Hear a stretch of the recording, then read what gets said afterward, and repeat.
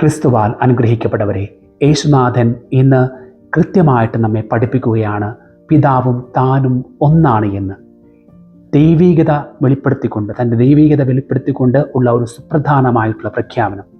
ഏത് പശ്ചാത്തലത്തിലാണ് യേശുനാഥൻ ഈ പ്രഖ്യാപനം നടത്തുന്നത്? യേശുനാഥൻ അവരുടെ യഹൂദരുടെ പ്രതിഷ്ഠാ തിരുനാൾ, ഹനൂക്ക എന്നറിയപ്പെടുന്ന പ്രതിഷ്ഠാ തിരുനാളിൻ്റെ പശ്ചാത്തലത്തിലാണ് ഇത് പ്രഖ്യാപിക്കുന്നത്. എന്തുകൊണ്ടാണ് ഈ അവസരം തിരഞ്ഞെടുക്കാനായിട്ടുള്ള കാരണം? അതിന് കുറച്ച് ചരിത്രം നാം അറിയണം. യഹൂദരുടെ ദേവാലയത്തെ ഒരു വിജാതീയ രാജാവ്, അന്തിയോക്കസ് എപ്പിഫാനസ് എന്ന് പറയുന്ന വിജാതീയ രാജാവ് മലിനപ്പെടുത്തുന്നുണ്ട്. വിഗ്രഹങ്ങൾ പ്രതിഷ്ഠിച്ചുകൊണ്ടും അശുദ്ധ മൃഗങ്ങളെ ബലിയർപ്പിച്ചുകൊണ്ടും ദേവാലയത്തെ മലിനമാക്കുന്നു. എന്നാൽ യൂദാ മക്കബായ എന്ന ഒരു നേതാവിൻ്റെ നേതൃത്വത്തിൽ ഏതാനും കൂട്ടം ആളുകൾ ദേവാലയത്തെ വീണ്ടെടുക്കുകയും പുനർപ്രതിഷ്ഠിക്കുകയും വിശുദ്ധീകരിക്കുകയും വിളക്ക് തെളിയിക്കുകയും ചെയ്യുന്നുണ്ട്. ഒരു ദിവസത്തെ എണ്ണ മാത്രമാണ് അവരുടെ കയ്യിലുണ്ടായിരുന്നത്. എന്നാൽ 8 ദിവസം തുടർച്ചയായിട്ട് അത്ഭുതകരമായിട്ട് മനോറ എന്നറിയപ്പെടുന്ന അവരുടെ വിളക്ക് ജ്വലിച്ചു നിൽക്കുന്നു.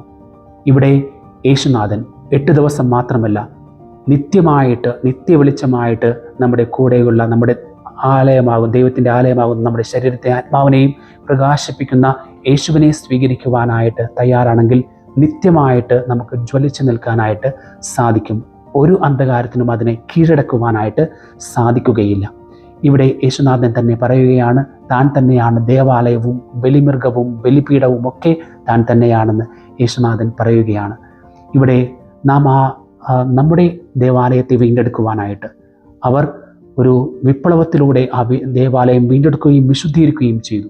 നാമും ഒരു വിപ്ലവത്തിന് തയ്യാറാകണം. പാപത്തിന് എതിരായിട്ടുള്ള ഒരു വിപ്ലവത്തിന് നാമും തയ്യാറായിക്കൊണ്ട് ദേവാലയത്തെ വീണ്ടെടുക്കുവാനായിട്ട്, നഷ്ടപ്പെട്ടതിനെ വീണ്ടെടുക്കാനായിട്ടുള്ള ഒരു ആഘോഷം കൂടെയാണ് പ്രതിഷ്ഠാ തിരുനാൾ.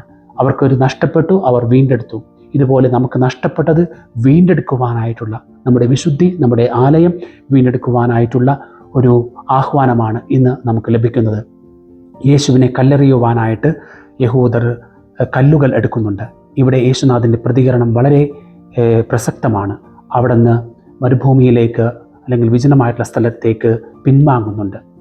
ഇവിടെ നമ്മുടെ നേരെ കല്ലുകൾ, വിമർശനങ്ങൾ, എതിർപ്പുകളൊക്കെ നമ്മുടെ ജീവിതത്തിൽ ഉണ്ടായേക്കാം.